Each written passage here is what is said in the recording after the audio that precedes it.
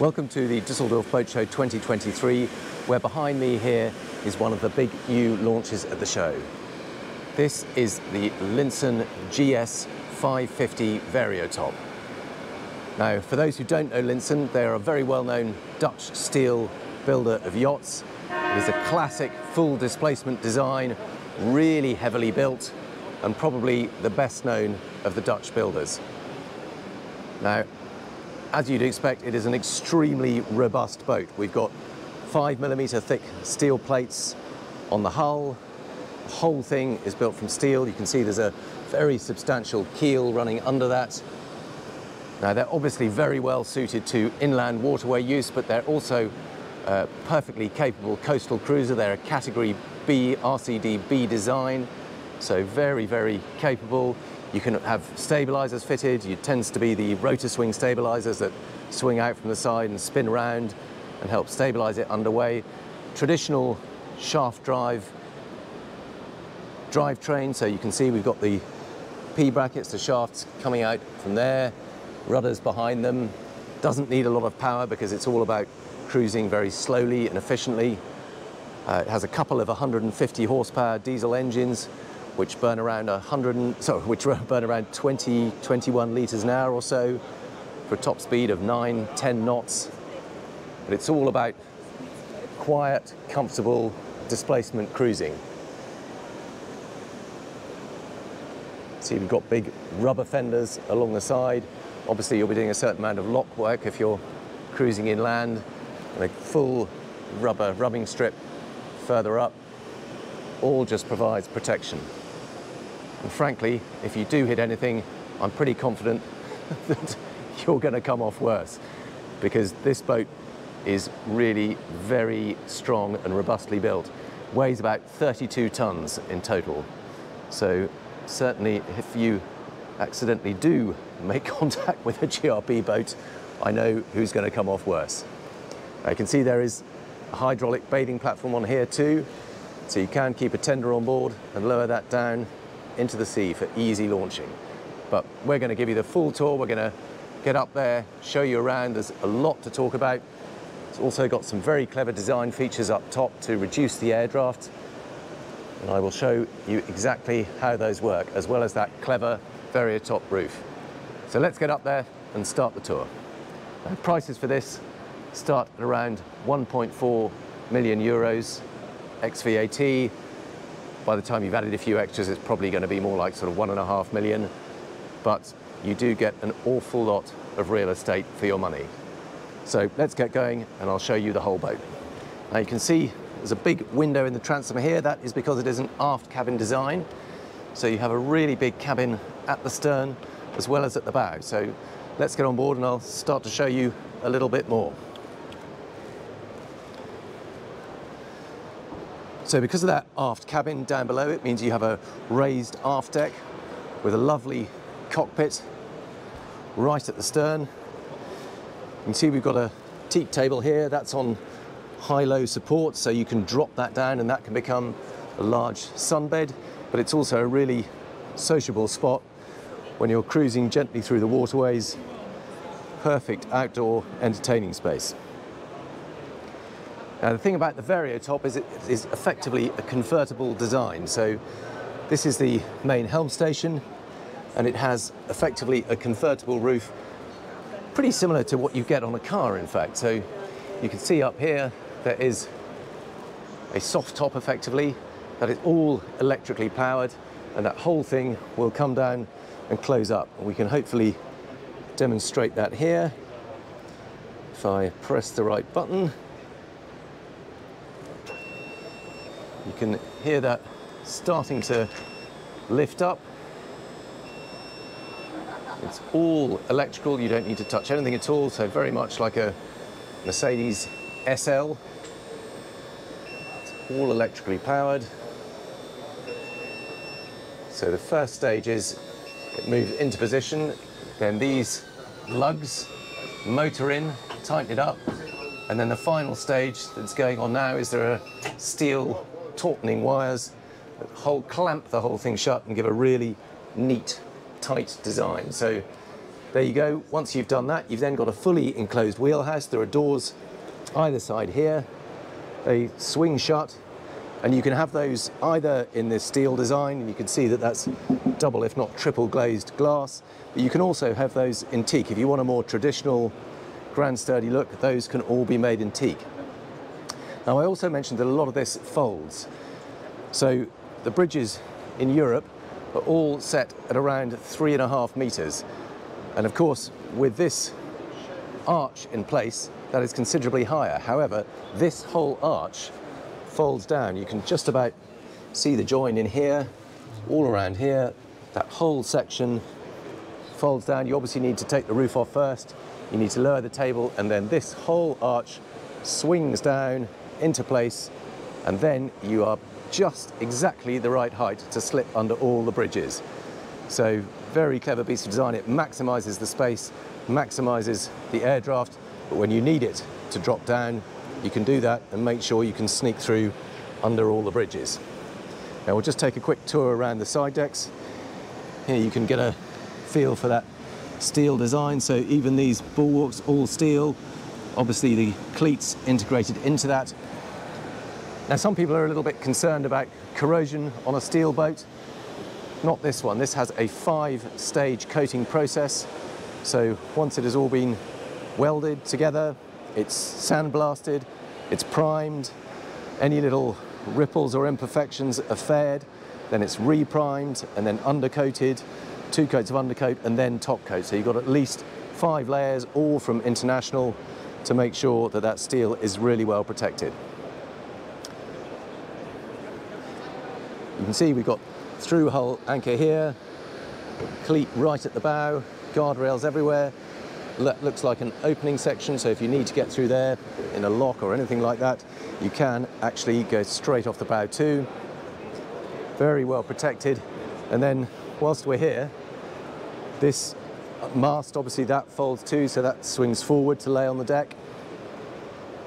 There's a little bit of a ladder up here, and that is because on this foredeck area, you can see we've got 6 big photovoltaic panels. They're effectively solar panels that will charge the house batteries and mean that most of the time when you're at anchor or at rest, you won't need to run the engine or the generator. That should be quite enough to keep the batteries topped up and make sure the fridges carry on running, air conditioning, etc. And rather unusually, rather than actually having them mounted on the actual deck head itself, what they've actually done, sorry, on the coach roof, what they've done is add them on little blocks that just keep them slightly raised. And that's because they found that if you try and bond it to the steel, there is a danger of corrosion happening underneath. So they've lifted them up, they've made sure there's a good flow of air underneath them, and with these little clips, you can literally clip and unclip them, clean them underneath, check everything's all right, and clip them back into place. So really smart thinking. Lovely big wide side decks. There's no need to put one foot in front of the other. You can see there's plenty of space just to walk along there. And frankly, when you're working in the inland waterways through the locks, you will need to get on and off quite often. You can see that here there is also a folding section in the rail, and not just a folding section. When that drops down, we haven't got room to do it, but you can see that creates a little ladder to help you step on and off these side decks. So lots of practical thinking. Slight step up. This is the raise in the deck level to allow for that aft cabin. Now whilst we're here, one other thing to point out, see you've got the fridge drawer under the rear seating, so you've got some nice cool drinks available outside in the cockpit. Coming back into this raised helm station, you can see we've got the classic vertical big ship's wheel, beautiful teak rim on it and stainless steel spokes.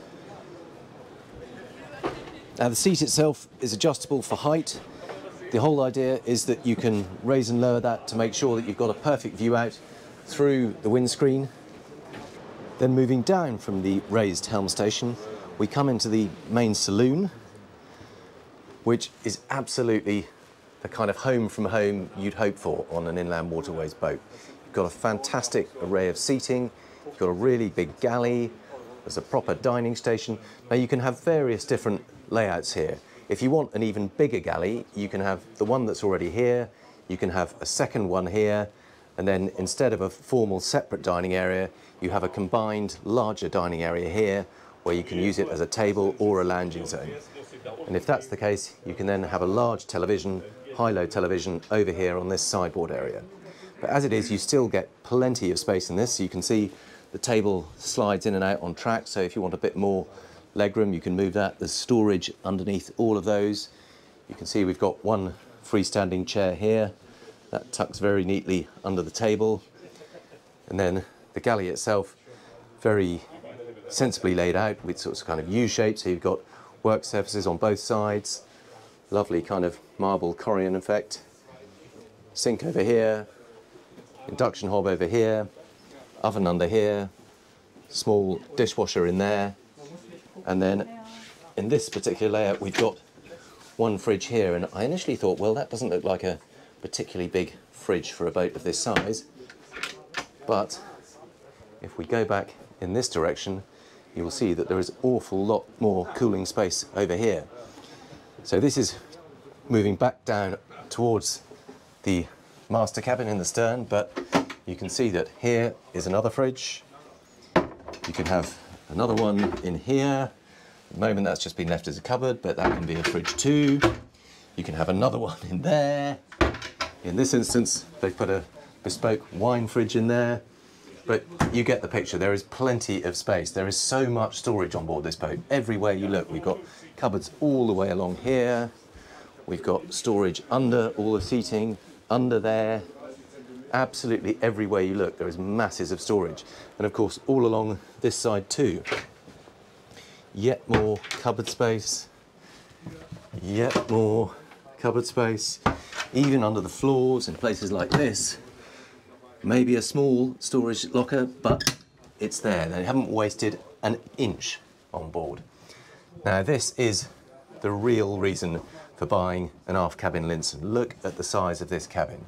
Simply enormous. You've got the full beam of the boat, you've got that lovely transom window looking out over the stern, you've got eye-level windows either side, and again, quantities and quantities of storage. This is a rather lovely desk and vanity unit. So you've got a pull-out chair there, lift that up, and a lit mirror, all beautifully upholstered in leather. Huge TV set into the bulkhead. Lovely little sort of breakfast area there. Masses of storage all the way around the bed, either side. Absolutely copious amounts. And then, of course, ensuite bathroom. Enormous shower area. Lovely big sink, loo. And again, this is a proper home from home touch. We've got central heating, so you've got hot water central heating on board the boat itself. Not sort of blown air or anything, it is a proper integrated central heating system. So coming forward, that's the aft cabin, and of course the other cabins are at the other end of the boat. And one of the massive benefits of that is that you get much better privacy. Rather than all being crammed in the same guest space, you've got two completely separate accommodation areas. So moving forward through the boat, the other thing to notice is just how many windows there are around. So all the way around this saloon area, there's just fantastic level of windows. You can't appreciate it really enough inside, but on a sunny day, cruising along a nice river or canal, the light would be flooding through. You get a view out, not quite 360 degrees because of that aft cabin, but 270, absolutely perfect. And then steps down from here towards the VIP cabin in the bow. So up here, this is the opposite end of the boat, so you are the best part of 40 odd feet apart at least. Really good size bed, island berth. Not a huge amount of footroom around the end of it, but very good headroom.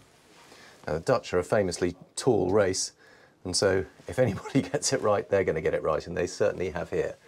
And again, check out that storage all the way around the top of the bed, eye level, hanging lockers on either side. Lovely little recess to put your phone or spectacles, whatever it may be. And ensuite access to the second heads.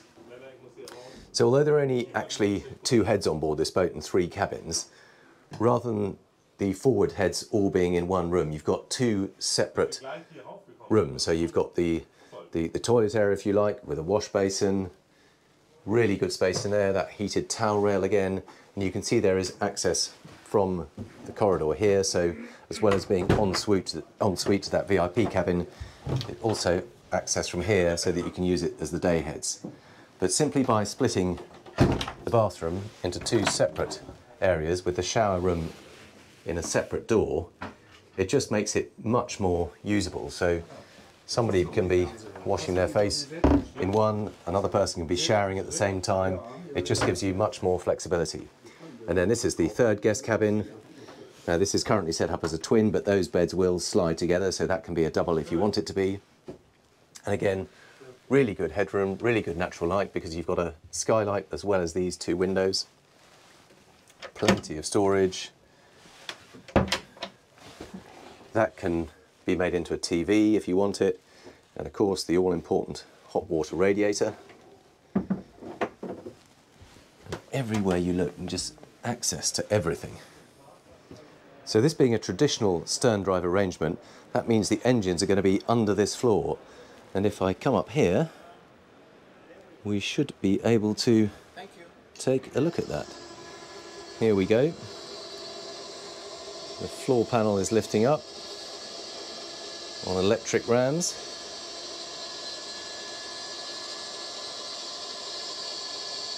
And we'll give that a little bit more, go as far as we reasonably can.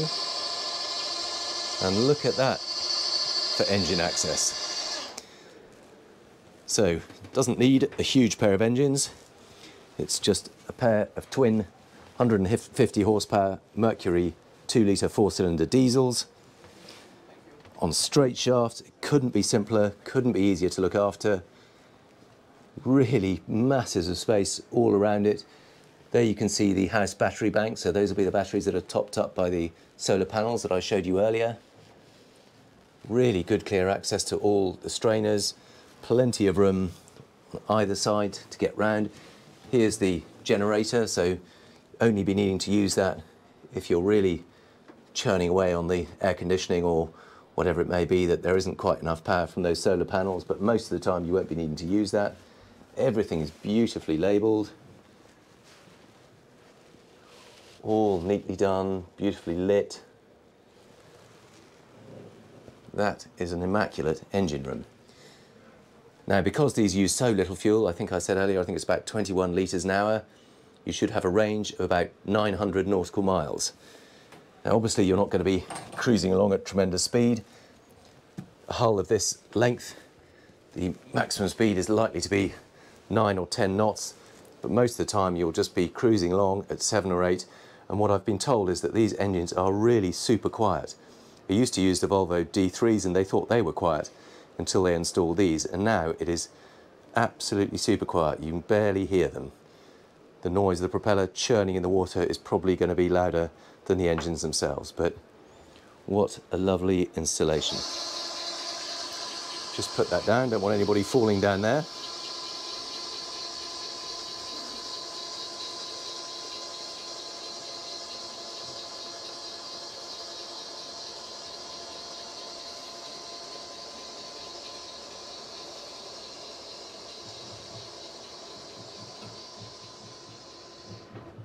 There we go. There's the television in the bulkhead. In this arrangement where you have the separate seating area here, there is a television built into the bulkhead. And then back up into that helm station, and now you can really get a feel for it. We've opened the roof. You can appreciate just how lovely it is to be able to sit here. We've got adjustable height on these twin helm seats. That enables you to make sure that when you're seated, you can get a perfect view out through these windows. But the rather lovely thing is, when you've opened the roof, you've also got a fantastic view out over the top. So when you want to get a bit of fresh air on a lovely summer's day, you can drive feeling exactly like you're in a convertible car. So, well, obviously not exactly like you're in a convertible car, but with the roof back, it does completely feel like you are open. You've got this full wraparound all the way. It's not just a sunroof, the whole roof opens up. And then equally seating down on this side, so you've got plenty of room for other people to sit up here with you while you're driving. Got the twin helm station there, and you've also got a little mini wet bar with a sink and an extra fridge. So like I said, the fridges may not be particularly large, but there are so many of them that there's plenty of cooling space, and wherever you are, you're always within an arm's reach of a drink. So let's finish up in the cockpit.